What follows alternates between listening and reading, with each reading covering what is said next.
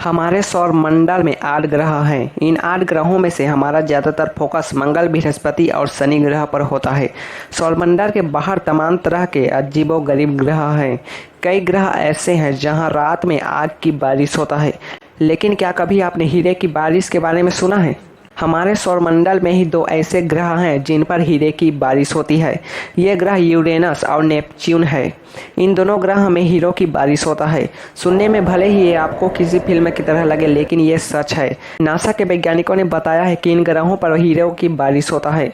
हीरे की बारिश सुनकर आप इसे पृथ्वी पर होने वाली बारिश जैसा मत समझ लीजिएगा, जिसमें जलवाष्प वायुमंडल में इकट्ठा होकर ठंडे होते हैं और फिर पानी के रूप में बरसते हैं। ये हीरे पहले से किसी बादल में मौजूद नहीं होते हैं, बल्कि एक वैज्ञानिक प्रक्रिया के कारण बनते हैं।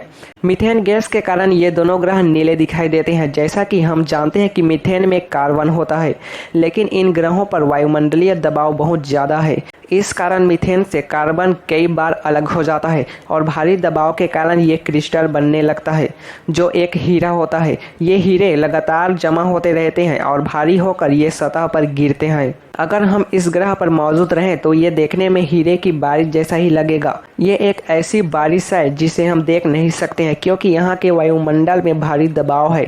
इंसान यहाँ इसी कारण कभी नहीं जा सकता है। अगर ये हीरे हैं भी तो हम कभी इन्हें ला भी नहीं सकते हैं, क्योंकि बता दें कि मीथेन का रासायनिक नाम CH4 है। वातावरण के दबाव के चलते इससे कार्बन यानी C अलग हो जाता है।